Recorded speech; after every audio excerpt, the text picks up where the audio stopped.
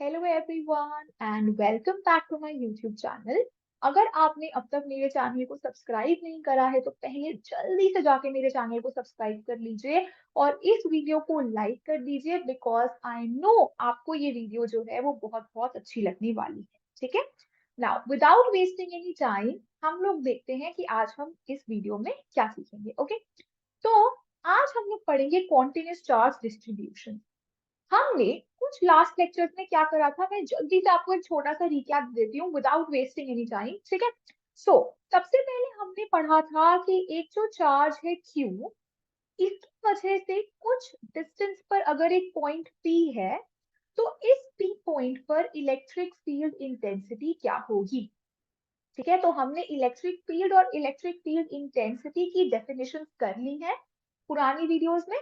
ठीक है, फिर उसके बाद हमने क्या करा था, फिर उसके बाद हमने देखा था कि अगर एक पॉइंट चार्ज की जगह अगर आपके पास n number of point charges हैं, suppose I have so many point charges, n number of charges मेरे पास हैं, तो उसकी वजह से एक पॉइंट P पर इलेक्ट्रिक फील्ड इंटेंसिटी कैसे निकालते हैं वो भी हमने पिछली वीडियो में सीखा। ठीक है, फिर उसके बाद हमने क्या करा था, फिर उसके बाद हमने इस कॉन्सेप्ट के ऊपर कुछ न्यूमेरिकल्स देखे थे। हमने एक स्क्वायर लिया था और हमने कहा था इसके सेंटर पे इलेक्ट्रिक फील्ड इंटेंसिटी क्या होगी। हमने इस तरह के बहुत सारे जो है प्रॉब्लम्स को सॉल्व किया था इलेक्ट्रिक फील्ड इंटेंसिटी के ऊपर। अगर आपने ये वीडियोस अब तक नहीं देखी हैं तो मैं आपको इसका लिंक जो है वो डिस्क्रिप्शन बॉक्स में दे दूंगी, आप वहां से जाकर लिंक के थ्रू इन वीडियोस को देख सकते हैं। Okay, now without wasting any further time, let us move on to the topic of today, which is continuous charge distribution. Now, how the continuous charge distribution is different from what we have done till now. ठीक है, तो continuous charge distribution क्यों important है पढ़ना और इसको हम अलग से क्यों पढ़ रहे हैं, राइट। अब जो कॉन्टिन्यूस चार्ज डिस्ट्रीब्यूशन है, अगर आप अपनी लाइफ में रियल प्रॉब्लम्स को देखेंगे, ठीक है, तो आप अपनी रियल लाइफ प्रॉब्लम्स में देखेंगे कि मेरे जो आसपास चीजें हैं ना, they are not point objects. वो पॉइंट ऑब्जेक्ट्स नहीं है। आपने कभी देखा है कि आपके पास एक छोटा सा ऑब्जेक्ट हो? No. What kind of objects do you have in real life? I have a wire, है ना, आई हैव अ वायर। मैं अपनी रियल लाइफ में जब अपने आसपास देखती हूँ तो मेरे पास वायर जैसे ऑब्जेक्ट्स हैं, है ना, which are in a straight line, right. तो मेरे पास एक वायर जैसे ऑब्जेक्ट्स हैं। और मेरे पास कैसे ऑब्जेक्ट्स होते हैं, मेरे पास कुछ सिलिंड्रिकल फॉर्म के ऑब्जेक्ट्स होते हैं, right. So I have some cylindrical forms of objects. जैसे आप अपनी पेंसिल को देखेंगे, आप अपने पेन को देखेंगे, देखो मैम ने जो पेन होल्ड करा है ये कुछ सिलिंड्रिकल फॉर्म का है ना। वायर कैसी है, वायर तो आपके पास बिल्कुल एक पतली सी थिन लाइन है ना। लेकिन जो सिलेंडर होता है, सिलेंडर के अंदर जो है वो काफी ज्यादा वॉल्यूम होता है as compare to a wire, क्योंकि वायर तो बहुत पतली होती है। ठीक है, तो आप कुछ सिलेंडर जैसा ऑब्जेक्ट देखेंगे। और आप किस तरीके के ऑब्जेक्ट्स देखते हैं अपनी रियल लाइफ में, आप रियल लाइफ में कुछ डिस्क की तरह देखते हैं, है ना, कुछ डिस्क की तरह है रियल लाइफ। जैसे सीडी होती है, सीडी होती है ना कॉम्पैक्ट डिस्क, उस तरह के ऑब्जेक्ट्स देखते हैं। प्लेट होती है, जैसे प्लेट्स भी सीधी सीधी होती है, राइट। शीट्स होती हैं आपके पास रियल लाइफ में, so you have thin sheets. आप शीट्स जैसे ऑब्जेक्ट देखते हैं अपने रियल लाइफ में। और आप क्या देखते हैं, और आप देखते हैं कि एक क्यूब जैसा ऑब्जेक्ट है, एक क्यूब जैसे ऑब्जेक्ट्स देखते हैं आप। और कैसे देखते हैं आप, स्फीयर जैसे ऑब्जेक्ट्स देखते हैं। This is not a circle but this is a sphere. ये मैंने क्या ड्रॉ करा है, मैंने एक स्फीयर ड्रॉ करा है, मैंने एक क्यूब ड्रॉ करा है। क्यूब भी बोल सकते हैं, क्यूबॉइड भी बोल सकते हैं। So these are my real life में जो हम लोग जिस तरह का मटेरियल देखते हैं, जिस तरह की बॉडीज देखते हैं, आप पॉइंट ऑब्जेक्ट को बहुत कम देखते हैं रियल लाइफ में, है ना, कि एक पॉइंट चार्ज रखा है। आपने कभी देखा है कि अच्छा ओ ये जो यहाँ पे ऑब्जेक्ट रखा है ना ये एक चार्ज है? कभी आपने ऐसे देखा है? कभी आपने एक पॉइंट चार्ज को अपनी रियल लाइफ में देखा है अपनी आई से? नहीं देखा, है ना, बिकॉज पॉइंट चार्जेस जो है दे आर वेरी स्मॉल, है ना, आप उनको नहीं देख सकते। बट आप रियल लाइफ प्रॉब्लम्स में किन ऑब्जेक्ट्स के साथ डील करते हो, आप रिजिड बॉडीज, आप बड़ी बड़ी बॉडीज के साथ डील करते हो, जैसे wire, cylinder, disc, sheets, cube, cuboid, sphere, इन तरह के ऑब्जेक्ट्स के साथ आप डील करते हैं।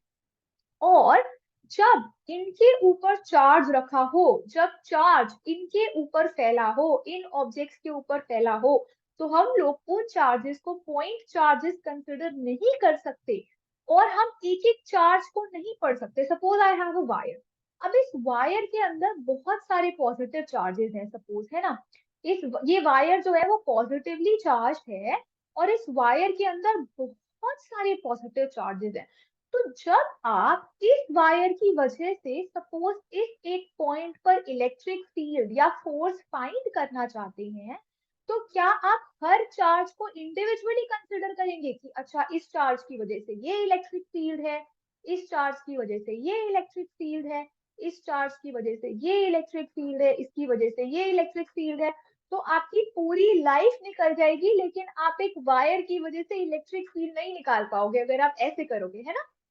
तो हमें क्या करना पड़ेगा?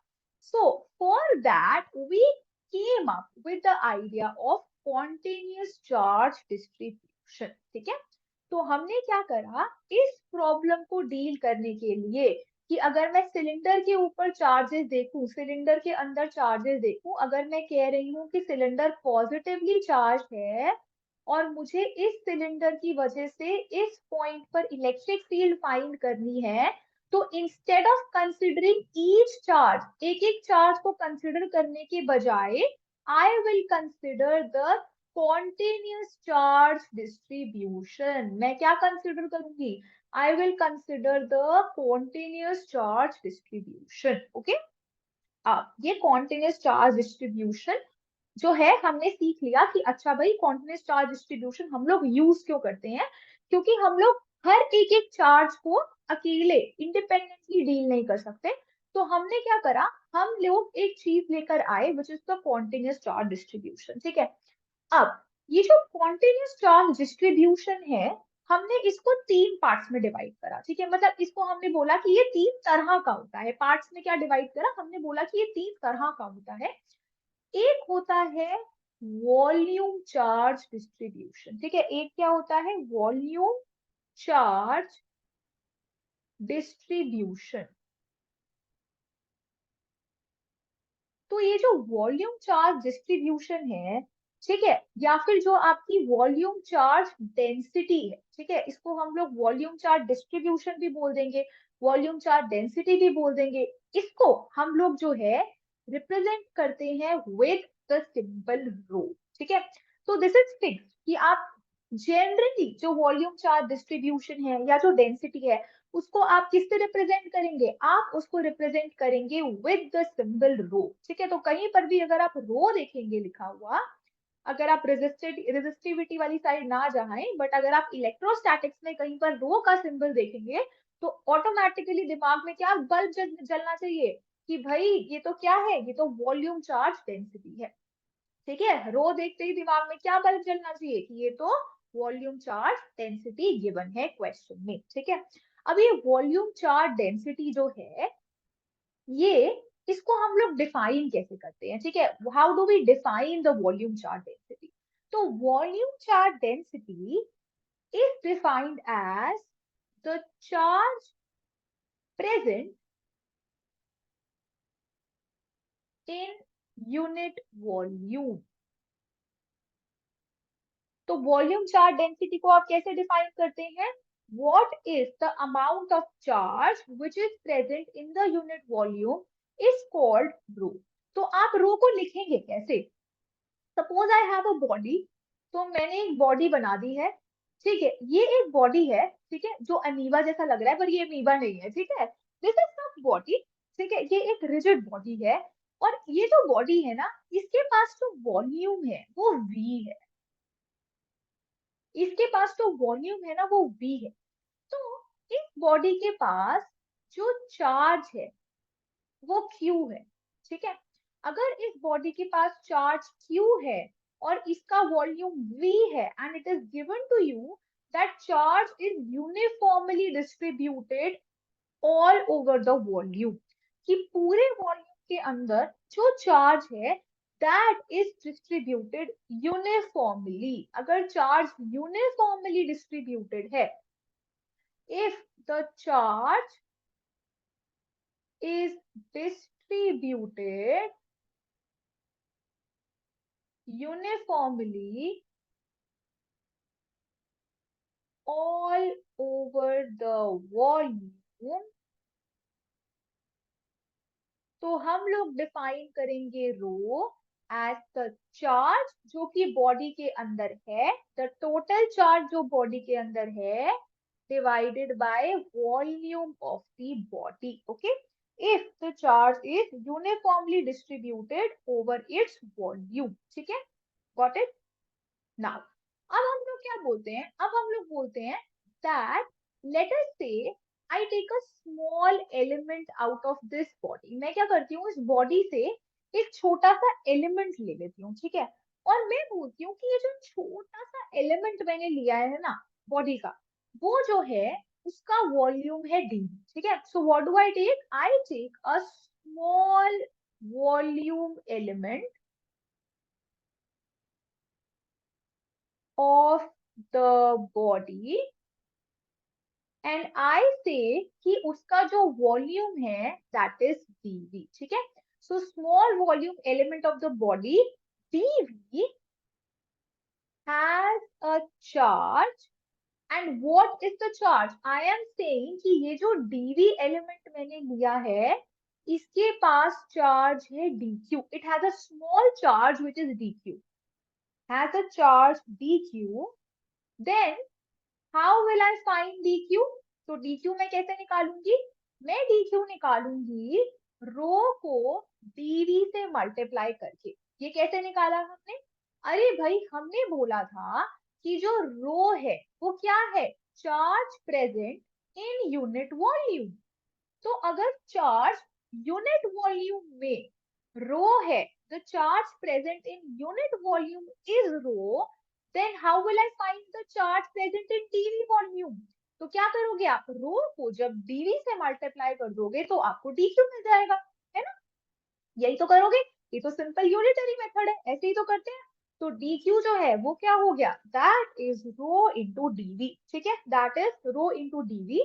Now what do we do, now अब हम लोग क्या करते हैं, हम लोग एक पॉइंट कंसिडर करते हैं P.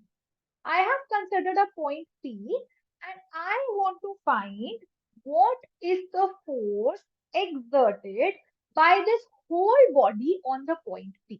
ठीक है, इस पूरी बॉडी की वजह से पॉइंट P पर कितना फोर्स लग रहा है मैं वो फाइंड करना चाहती हूँ. ठीक है, तो वो मैं कैसे फाइंड करूंगी, उसके लिए मैं क्या करूंगी, मैं इस dq की वजह से इस P पॉइंट पर कितना फोर्स लग रहा है पहले वो फाइंड कर लूंगी. ठीक है, तो पहले हम लोग इतना सा करते हैं, हम लोग बोलते हैं दैट द फोर्स एक्सपीरियंस. अच्छा, P पॉइंट पर फोर्स किस पे लगेगा, किसी चार्ज पे लगेगा ना, तो इस P पॉइंट पे Q नॉट टेस्ट चार्ज रखा है. ठीक है, फोर्स जो है experienced by the small force experienced by the Q naught charge, है ना, Q naught charge पे force लग रहा है ना, force experienced by the Q naught charge kept at point P, इसको मैं बोल देती हूँ ds. ठीक है, क्योंकि छोटा सा फोर्स लग रहा है, छोटे से एलिमेंट की वजह से लग रहा है ना, kept at point P due to the small element dv. किसकी वजह से देख रही हूं मैं, पहले पहले मैं एक स्मॉल एलिमेंट dv की वजह से देख रही हूँ कि जो फोर्स q नॉट चार्ज पे लग रहा है that is ds. Now how will I find ds, अब ds के लिए हम लोग यूज करेंगे कूलम्स लॉ. तो ds क्या होता है, ds होगा k तो आता ही है, किस चार्ज पर फोर्स लग रहा है, q नॉट पर लग रहा है, कौन लगा रहा है, dq चार्ज लगा रहा है. और अब हम लोग क्या करते हैं, डिस्टेंस स्क्वायर लिखते हैं डिनोमिनेटर में. सो what is the distance of the point P from the volume element, that is I want. So what do I want the distance of the DQ charge, जो ये DV एलिमेंट है वो P point से कितना दूर है. So I call this distance as R. I call this distance as R. तो मेरा डिनोमिनेटर में आ जाएगा R स्क्वायर, राइट. मेरा डिनोमिनेटर में क्या आ जाएगा, R स्क्वायर. ये ds क्या है, it is the force experienced by the charge which is kept at point P because of the small element जो हमने कंसिडर करा. ठीक है, got it. Now I know कि जो dq है वो रो dv है. ये लिखा था ना यहाँ पे dq is equal to rho dv. तो इसको अगर मैं यहाँ पुट कर दूंगी, so I will get df is equal to kq naught rho dv divided by r square. क्या मैं इसको लिख सकती हूँ? जल्दी से इसको ऑब्जर्व, जल्दी इसको एब्जॉर्ब कर लो अपने अंदर कि क्या मैं इसको लिख सकती हूँ. क्या यहाँ पे कोई मिस्टेक तो नहीं करी मैम ने? इसको मैं हटा रही हूँ. ठीक है, जल्दी से इसको देख लो, इसको नोट कर लो. ठीक है, और सोचो कि मैम ने कोई मिस्टेक तो नहीं करी इसमें. हाँ भाई, मैम ने नहीं मिस्टेक करी. ठीक है, नाउ अब अगर यहाँ तक सब बच्चों को समझ आ गया है, तो अब अगर मुझे टोटल फोर्स निकालना है, total force on the Q naught charge kept at point P due to the complete body. अगर मुझे पूरी बॉडी की वजह से जो Q नॉट चार्ज पर फोर्स लग रहा है, अगर मुझे ये बताना है तो मैं क्या करूंगी. अब देखो, अब हम लोग क्या करेंगे.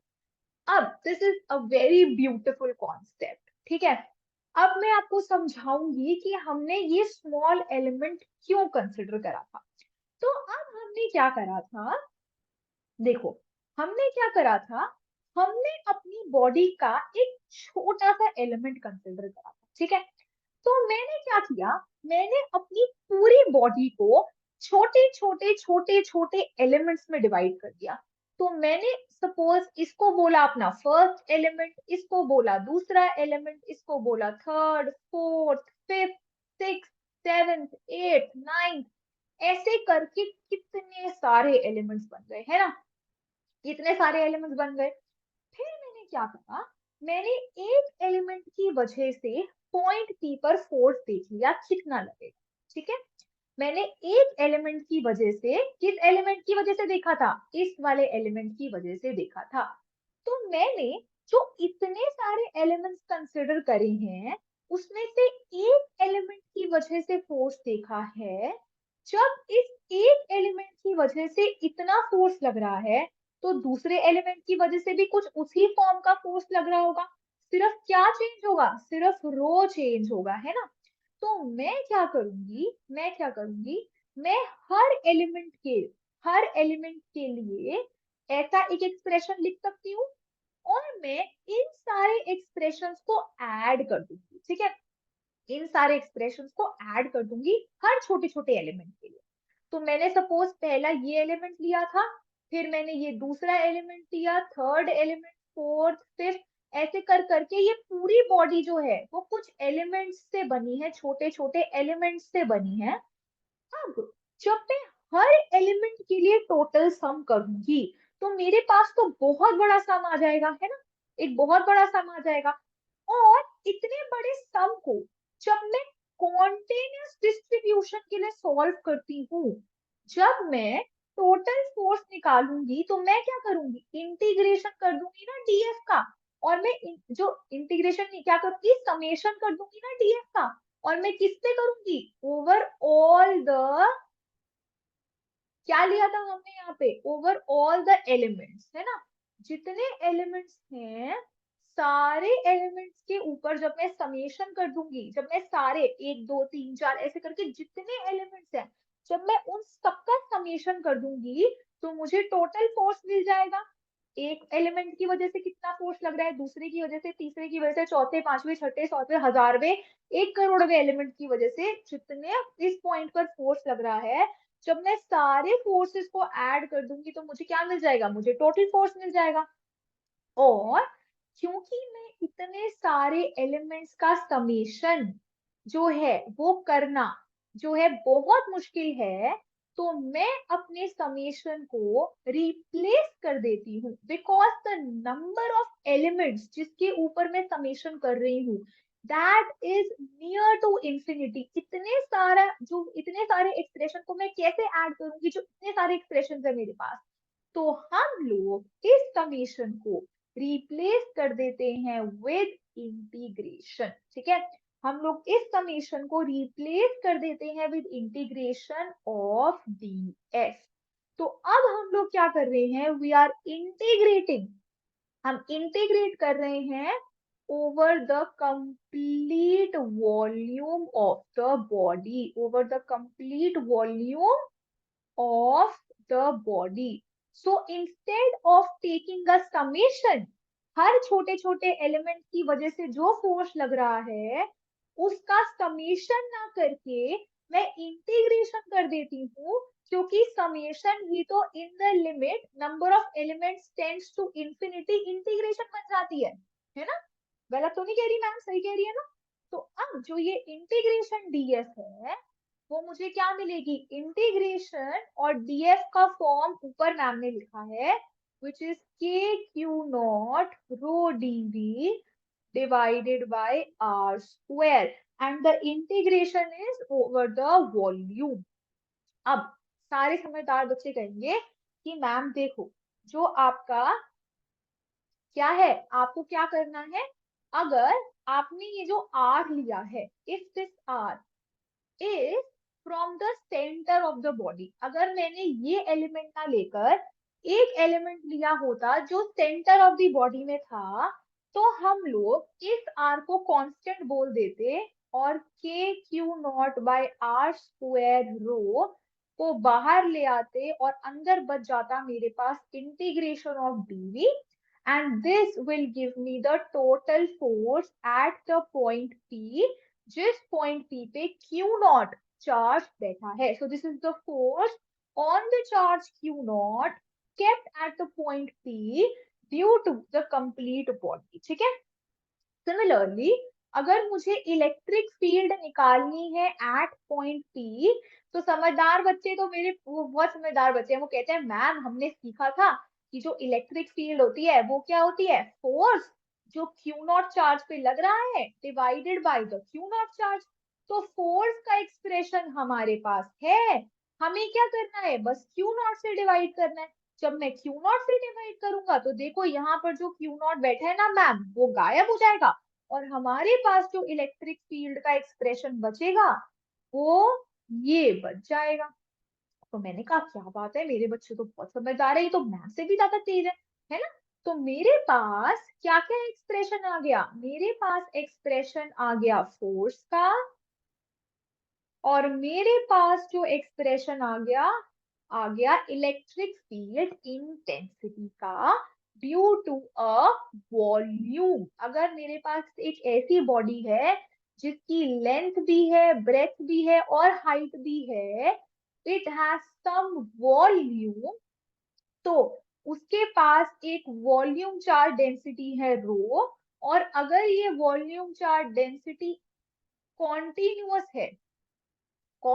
है and this volume charge density is uniform, continuous तो है ही ये, और ये जो वॉल्यूम चार्ज डेंसिटी है ये यूनिफॉर्म है, तो उस केस में इस बॉडी की वजह से टी पॉइंट पर जो कि आर डिस्टेंस अवे है फ्रॉम द बॉडी, कितना फोर्स लगेगा, force at the Q not charge is this, and at the P point the electric field is this, जो हमने क्लाउड में ड्रॉ करा है, जो हमने क्लाउड में बेसिकली लिखा है। ठीक है, अब बच्चों को समझ आ गया कि एक वॉल्यूम चार्ज डेंसिटी की वजह से, अगर आपको वॉल्यूम चार्ज डेंसिटी है गिवन है, तो आप उसकी वजह से कैसे निकाल सकते हो अपनी फोर्स एंड इलेक्ट्रिक फील्ड।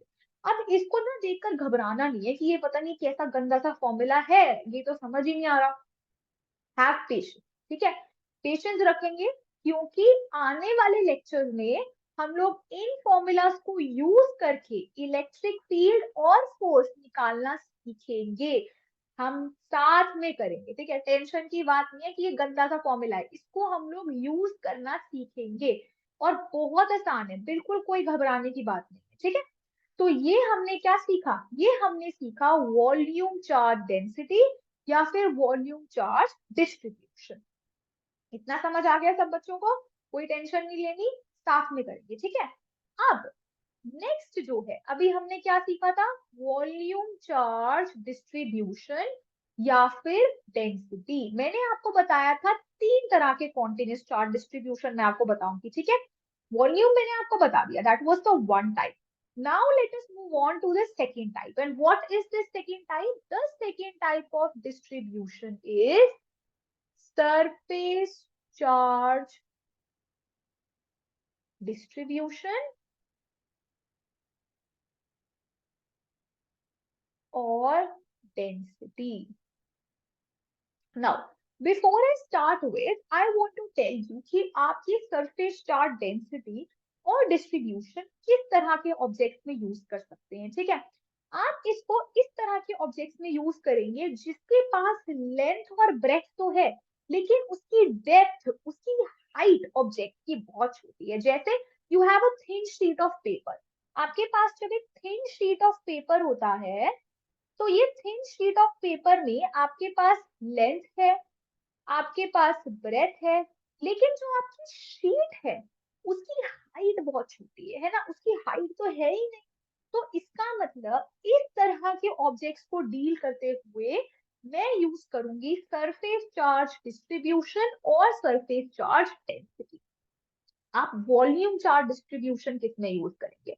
अब भाई मेरे समझदार बच्चे समझ गए कि भाई वॉल्यूम चार्ज डिस्ट्रीब्यूशन हम लोग उसमें यूज करेंगे जिसमें लेंथ भी होगी, ब्रेथ भी होगी और हाइट भी होगी, है ना, तभी तो हम वॉल्यूम चार्ज डिस्ट्रीब्यूशन यूज करेंगे। तो अब जो है वॉल्यूम चार्ज डिस्ट्रीब्यूशन आप किन किन ऑब्जेक्ट्स में यूज कर सकते हैं, थोड़ा सा अपना दिमाग दौड़ाओ और सोचो कि भाई जैसे स्फीयर है ना, जैसे स्फीयर है तो स्फीयर के अंदर क्या आप वॉल्यूम चार्ज डेंसिटी यूज कर सकते हो, है ना, तो मैं इसके अंदर कर सकती हूँ।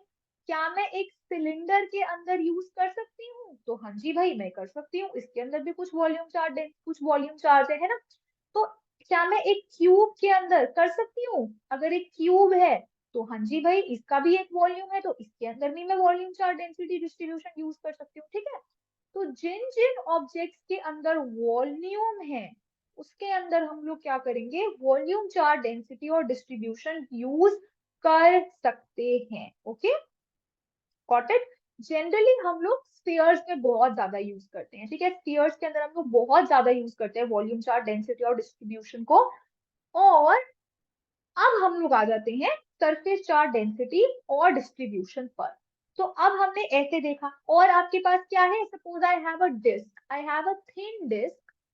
एक फ्रिस्बी खेली है ना सबने, फ्रिस्बी कितनी पतली सी होती है, या सीडी देखी है सबने, कॉम्पैक्ट डिस्क। अब तो बच्चों मतलब अब तो क्या बोलते हैं, अब तो आईसीज का जमाना है, मेमोरी चिप्स का जमाना है, अब तो कहाँ देखी होगी सीडी। बट जब हम लोग छोटे होते थे ना, तो हमारे को स्कूल के टाइम में ना प्रेजेंटेशन सबमिट करनी होती थी, कुछ कुछ हम लोगों को बोलते थे कि किसी एक टॉपिक पे ना पीपीटी बना के आओ और उस पीपीटी को ना सीडी में सेव करके लाना और वो सबमिट करना, ठीक है। और ये सीडी जो है वो 10-10 रुपए की मिल जाती थी तब के टाइम पे आराम से।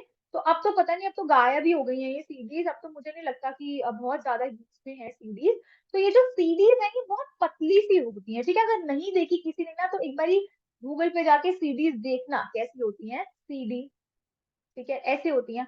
वरना फ्रिस्बी तो सबने ही खेला होगा, फ्रिस्बी तो अब तक मिलती है, तो फ्रिस्बी भी कैसी होती है, प्लेन डिस्क होती है। वरना थाली देखी है आपने, जो जिसमें घर में खाना खाते हो प्लेट में, वो भी क्या होती है, बिल्कुल ऐसे फ्लैट होती है ना। कुछ ट्रेज आती हैं एकदम गोल गोल, तो वो जो है क्या उसकी थिकनेस होती है ज्यादा, नहीं उसकी थिकनेस ज्यादा नहीं होती। तो अगर एक थिन डिस्क है आपके पास, तो उसके अंदर भी आप सरफेस चार्ज डेंसिटी और डिस्ट्रीब्यूशन यूज कर सकते हो उसके चार्जेस को जो है डिनोट करने के लिए, ठीक है।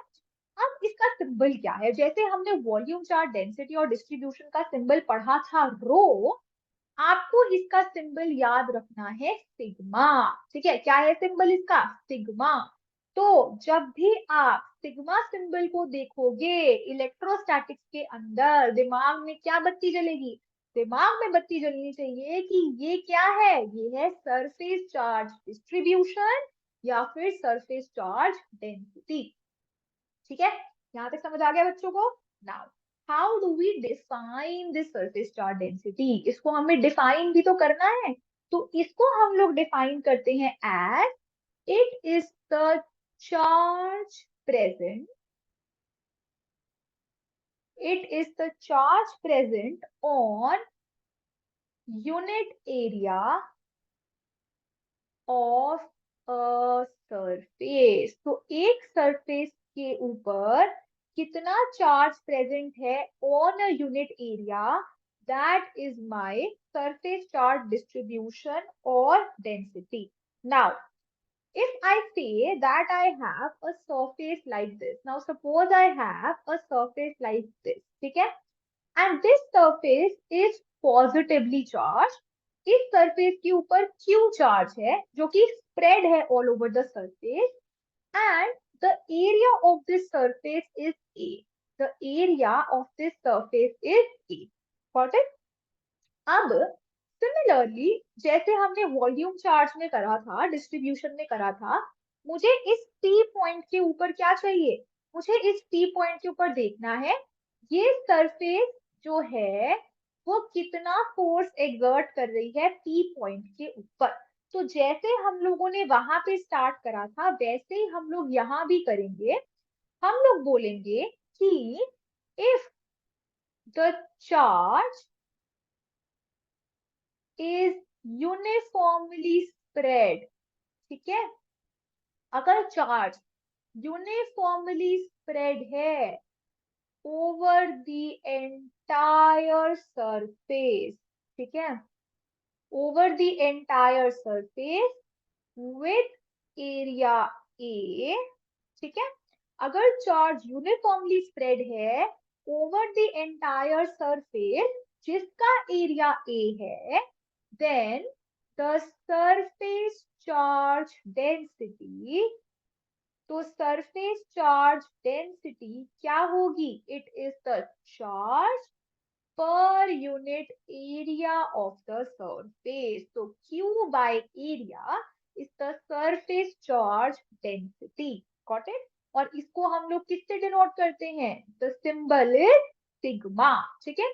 तो वॉल्यूम चार्ज डेंसिटी और डिस्ट्रीब्यूशन के लिए सिंबल क्या था, इट वाज रो, और सरफेस चार्ज डेंसिटी और डिस्ट्रीब्यूशन के लिए सिंबल क्या है, इट इज सिग्मा, ठीक है।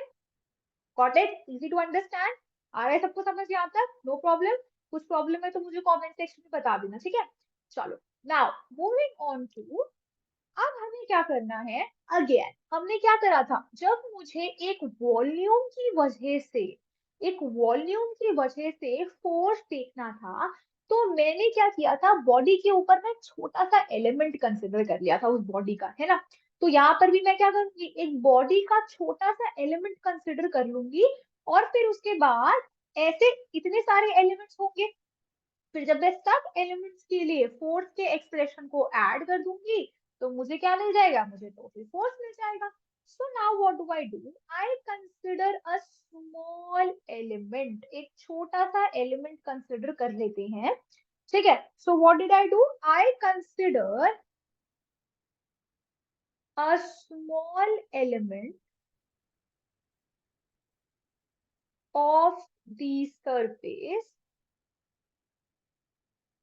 एंड इसका जो एरिया है, हैविंग एरिया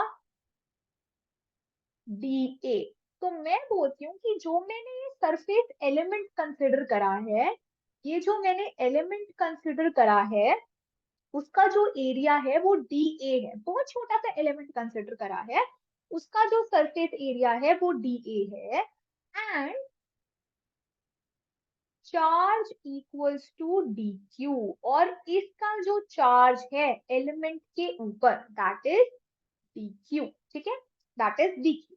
और ये जो एलिमेंट है ये P पॉइंट से R डिस्टेंस अवे है, ये जो एलिमेंट है ये P पॉइंट से कितना दूर है, R डिस्टेंस अवे है। यहाँ तक सब बच्चों को क्लियर है? फिर हमने क्या बोला था, हमने बोला था दैट अगर इस पॉइंट P पर Q नॉट चार्ज रखा है, if a Q naught charge इस kept at this P point, so what will be the force experienced by the Q naught charge? तो अब हम लोग बोलते हैं that force experienced by Q naught charge kept at point P due to small element dA small element की वजह से what is the force experienced by Q naught charge, and this is equal to what? This is dF. तो ये जो force है एक छोटे से एलिमेंट की वजह से उसको हम बोल देते हैं dF. Got it? फिर हमने ये dF कैसे लिखा था? हमने dF लिखा था K, किस चार्ज पर लग रहा है फोर्स? Q not. किसकी वजह से लग रहा है? किसकी वजह से लग रहा है? dq चार्ज की वजह से लग रहा है, तो dq divided by r square. क्योंकि r क्या है? r is the distance between the element and the p point. p point पर ही Q नॉट चार्ज रखा है, तो वो डिस्टेंस जो है वो r है. यहाँ तक क्लियर है? अब हम लोग क्या करेंगे? Now what do will do? Now what we will do, अब जो हमारे पास dq है, dq क्या है? dq is the charge on the element dA. dA element पे जो चार्ज है वो dq है. तो जब हम लोग वॉल्यूम चार्ज डिस्ट्रीब्यूशन और डेंसिटी देख रहे थे, तो हम लोग dq को लिख रहे थे रो dv. लेकिन हमारे पास यहाँ पर सिग्मा है which is the surface charge density और डिस्ट्रीब्यूशन. तो यहाँ पर dq जो है वो क्या होगा? That will be sigma into dA. अब ये हमने कैसे लिखा? अरे भाई मैम, आपने ही तो बोला था दैट जो सरफेस चार्ज डेंसिटी है वो क्या होती है? वो होती है charge present on unit area of a surface, है ना? यही होती है ना? तो इसका मतलब क्या है? इसका मतलब ये है कि अगर charge per unit area sigma है और मुझे डीए एरिया पर देखना है कितना चार्ज होगा, तो मैं क्या करूंगी? सिग्मा को मल्टीप्लाई कर दूंगी किसके साथ? सिग्मा को मल्टीप्लाई कर दूंगी डीए से, और वो मुझे क्या देगा? वो मुझे दे देगा,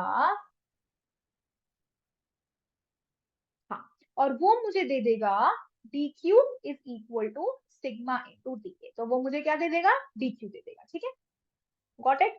तो मेरे पास जो dq का एक्सप्रेशन है सिग्मा इंटू डी, उसको मैं ds में डाल देती हूँ, तो मुझे मिल जाएगा k q naught sigma into D by are square. ये क्या है? This is the force experience by the q naught charge due to the small element, छोटे से एलिमेंट की वजह से. So now, what will be the total? Total force क्या होगा? तो हम लोग लिखते हैं total force on Q naught. Total force on Q naught due to the entire surface. पूरी सरफेस की वजह से जो फोर्स है वो क्या होगा? That will be summation of all the df, और समीशन किस पे है? Over all the elements. मतलब कि मैं अपने सरफेस को बहुत सारे छोटे छोटे एलिमेंट्स में डिवाइड कर देती हूँ, और हर इस छोटे छोटे एलिमेंट की वजह से जो फोर्स लग रहा है P पर, उन सारे फोर्सेस को ऐड कर देती हूँ, तो मुझे क्या मिल जाएगा? आई will get the total force. But the number of elements is close to infinity. There are so many elements कि मैं इन सारे elements को अगर solve करने लगूंगी तो मुझे बहुत time लग जाएगा. So I replace this summation to integral, and I get integration of df as my total force. ठीक है?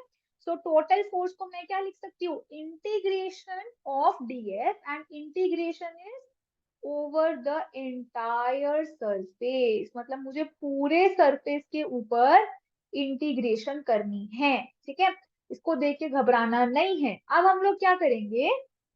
अब हम लोग जो टोटल फोर्स है उसके अंदर इंटीग्रेशन ऑफ डीएफ, यहीं तक निकाला था ना, इसके अंदर डीएफ का एक्सप्रेशन डाल देंगे। तो डीएफ का एक्सप्रेशन क्या है मेरे पास, ये है मेरे पास, इसको पुट कर देते हैं। So I have K Q naught sigma D A by are square, इसके अंदर K Q naught sigma by are square को मैं बाहर ले जाती हूँ, and I am left with integration over dx। ठीक है, this is my total force। ये क्या है मेरा total force है, किसकी वजह से, total force because of the entire surface on the q naught charge which is kept at point p। ठीक है, this is the force। now अब इलेक्ट्रिक फील्ड अगर मुझे निकालनी है at the point P due to the entire surface, तो मेरे समझदार बच्चों ने कहा मैम जो फोर्स का एक्सप्रेशन लिखा है ना आपने उसमें से क्यू नॉट हटा दो। तो मैंने क्या करा, मैंने यहाँ से क्यू नॉट हटा दिया और मेरे को मिल गया expression of electric field intensity at the point P. अब मेरे को एक और समझदार बच्चे ने बोला कि मैम जो आपने ये एक्सप्रेशंस लिखे हैं ना इसको एक क्लाउड में डाल दो। मैंने पूछा क्यों, बच्चे ने कहा मैम ये बहुत इंपॉर्टेंट है, हम लोग ना इनको आगे यूज करेंगे जब हम लोग प्रॉब्लम सॉल्व करेंगे। तो मैंने कहा वाह मेरे बच्चे तो बहुत समझदार है। तो तो मैम ने क्या किया, मैम ने जल्दी से इनको क्लाउड में डाल दिया और मैम कह रही है बाकी बच्चों को भी कि इनको क्लाउड में डाल दो, क्योंकि ये जो है बहुत इंपॉर्टेंट फॉर्मूलाज है जिसको हम लोग आगे यूज करेंगे डिफरेंट तरह के क्वेश्चन सॉल्व करने के लिए। ठीक है, तो यहाँ पर जो है आपकी स्टोरी खत्म हो जाती है सरफेस चार्ज डेंसिटी और डिस्ट्रीब्यूशन की। बट क्या हमारी कहानियां खत्म हो गई, नो, बिकॉज मैम ने कहा था कि वो 3 तरह के डिस्ट्रीब्यूशन देगी। पहले मैम ने दिया वॉल्यूम चार्ज डिस्ट्रीब्यूशन, फिर मैम ने दिया surface charge distribution. Now the third type of distribution which is left is the linear charge distribution. ठीक है, तो थर्ड क्या है, third is the linear charge distribution और डेंसिटी। ठीक है, अब इसका सिंबल क्या है, जैसे वॉल्यूम चार्ज डेंसिटी का सिंबल सीखा था रो, सरफेस चार्ज डेंसिटी का सिंबल सीखा था sigma, what is the symbol for your linear charge density, the symbol is lambda. ठीक है, क्या है, lambda, lambda is the symbol for the linear charge distribution और डेंसिटी। तो जब भी इलेक्ट्रोस्टैटिक्स में कहीं पर लैम्डा देखोगे तो क्या दिमाग की बत्ती जलेगी, बत्ती जलेगी कि मैम ये तो हमें क्या दे रखा है, ये तो हमें लीनियर चार्ज डिस्ट्रीब्यूशन और डेंसिटी दे रखा है। Got it?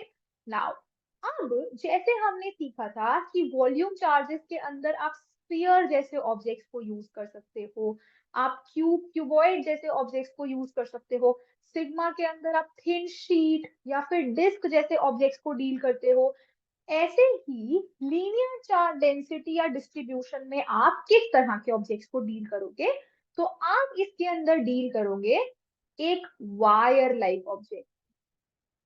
ठीक है, एक वायर है, एक थिन वायर, बहुत पतली सी वायर है जिसकी कुछ लेंथ है ना, जिसकी कुछ लेंथ है, इसका कुछ ब्रेथ भी नहीं है, इसका कुछ डेप्थ भी नहीं है, बहुत पतली सी एक थिन वायर है। और इसको जो है तुम सिर्फ इसकी लेंथ से, आप सिर्फ इसकी लेंथ से जो है बता सकते हो कि इस वायर की डायमेंशन क्या है। तो हम लोग वायर जैसे ऑब्जेक्ट को लीनियर चार्ज डेंसिटी और डिस्ट्रीब्यूशन यूज करके सॉल्व कर सकते हैं इस तरह की प्रॉब्लम्स को जिसके अंदर वायर है। और suppose I have a small, suppose I have a ring, ठीक है, मेरे पास एक रिंग है, ठीक है, आई हैव अ रिंग। तो रिंग जो होती है वो क्या होती है, अगर एक आपके पास एक पीस ऑफ वायर है, आप उस पीस ऑफ वायर के दोनों एंड्स को जोड़ देंगे तो क्या बन जाएगी, एक रिंग बन जाएगी, आपके पास है ना एक रिंग बन जाएगी। तो रिंग जैसे ऑब्जेक्ट्स को भी आप लीनियर चार्ज डिस्ट्रीब्यूशन और डेंसिटी को यूज करके सॉल्व करते हैं। ठीक है, अगर आपको इसका रिंग और वायर का चार्ज डिस्ट्रीब्यूशन बताना है तो आप कौन सा डिस्ट्रीब्यूशन यूज करेंगे, you will use the linear charge distribution. तो आई होप आपको यहाँ पर समझ आ गया हो कि लीनियर चार्ज डिस्ट्रीब्यूशन किसके लिए यूज करना है। नाउ अब हम लोग इसको डिफाइन करेंगे, है ना, इसको डिफाइन करेंगे। सो what is linear charge distribution? तो भाई बच्चे कह रहे, बच्चे मेरे इतने समझदार है, बच्चे कहते हैं मैम वॉल्यूम चार्ज में आपने क्या किया था, चार्ज पर यूनिट वॉल्यूम लिखा था, सरफेस चार्ज में आपने चार्ज पर यूनिट एरिया लिखा था, तो मैम यहाँ तो पक्का पक्का ना चार्ज पर यूनिट लेंथ आएगा। तो मैम ने कहा हाँ भाई यहाँ तो चार्ज पर यूनिट लेंथ ही आएगा, आप तो बहुत समझदार हो। So what will be the definition? Definition is that linear charge density is the charge present in unit length of the object or the wire। ठीक है, so it is the charge present in the unit length। ठीक है, तो ये क्या है, it is the charge present in the unit length। now suppose I have a wire कुछ इस तरीके की, ठीक है, I have a wire कुछ इस तरीके की, ये तो इंटीग्रेशन का सिंबल लग रहा है, पर हमारे पास एक वायर है इस तरीके की। इस वायर के ऊपर ना पॉजिटिव चार्जेस हैं, ठीक है, इस वायर, ये जो वायर है पॉजिटिवली चार्ज है, और ये जो वायर है इसकी वजह से मुझे इस पॉइंट पी पर, जिस पर क्यू नॉट चार्ज रखा है, मुझे फोर्स देखनी है कि ये जो पॉजिटिवली चार्ज वायर है मेरे पास, इस पे, इसकी वजह से इस पी पॉइंट पर जो क्यू नॉट चार्ज रखा है उस पे कितना फोर्स जो है ये वायर एक्सर्ट कर रही है, ये मुझे देखना है। तो फिर हम लोग क्या करेंगे, जैसे हमने रो और सिग्मा के टाइम पे किया था, हम लोग ये लिखेंगे दैट द चार्ज डिस्ट्रीब्यूटेड, हम लोग लिखेंगे, एक सेकेंड, हम लोग क्या लिखेंगे, if if if charge is distributed uniformly over the entire length of the wire, over the entire length of the wire, then we can write that what will be my lambda? मेरा जो linear charge density है वो क्या होगी, the linear charge density of the wire will be, अगर इस wire पे Q charge है, अगर इस वायर की लेंथ L है, तो what will be my linear charge density? It will be the charge on the wire divided by length of the wire. That is my lambda if the charge is distributed uniformly over the entire length। ठीक है, अब ये हमने lambda निकाल लिया। अब आपने क्या देखना है, आपने देखना है कि मुझे इस P पॉइंट पर कितना फोर्स एक्सर्ट कर रही है वायर, वो देखना है।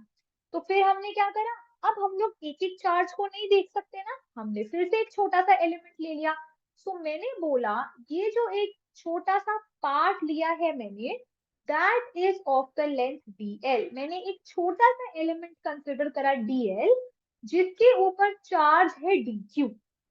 ठीक है, and the distance of the Q not charge from this length element is r। तो मैंने इस डिस्टेंस को बोल दिया r।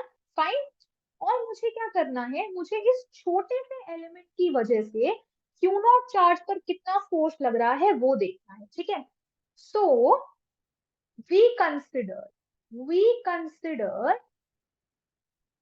A small element of length dl having charge dq, and this dq is given by the charge per unit length which is lambda into the length of the element which is dl। अब मेरे समझदार बच्चों को समझ आ गया है कि ma'am ने ये कैसे लिखा है, क्योंकि इससे पहले हम लोग 2 बार समझ चुके हैं कि dq को हम लोग डेंसिटी से मल्टीप्लाई करके कैसे लिखते हैं। तो dq क्या था, जैसे dq रो dv था, जैसे dq सिग्मा dA था, ऐसे ही dq जो है वो लैम्डा dl है। ठीक है, तो ये किस केस में था, जब हम वॉल्यूम की बात कर रहे थे, ये किस केस में था, जब हम सरफेसेस की बात कर रहे थे, और ये किस केस में है, जब हम लेंथ की बात कर रहे हैं। ठीक है, सो डी क्यू क्या है, डी क्यू जो है वो है lambda into D L. The force experience, अब हम लोग क्या देख रहे हैं, the force experience by the charge Q not, by the charge Q naught kept at point P, kept at point P due to the small element dl, due to the small element dl is equal to df। ये क्या है, df है। और ये जो df है वो क्या होगा, k किसके ऊपर लग रहा है फोर्स, क्यू नॉट पर लग रहा है। कौन लगा रहा है, डी क्यू लगा रहा है। And what is the distance between them is R square. Easy. Now D Q क्या है, डी क्यू है लैम्डा इंटू डीएल। तो यहाँ से मेरे पास डीएफ का एक्सप्रेशन क्या आ गया, K Q naught lambda DL divided by are square. ये मेरे पास एक्सप्रेशन आ गया डीएफ का।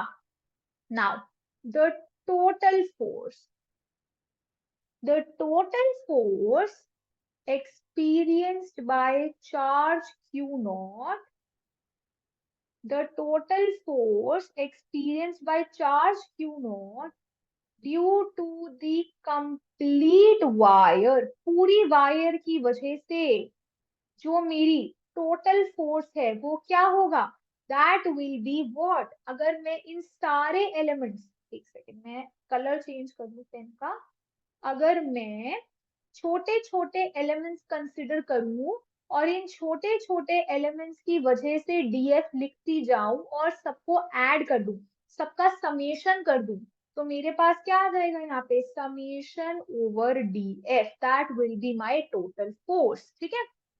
सो जो मेरा टोटल फोर्स है that will be summation over df, and summation is over all the elements, sum of over all the elements।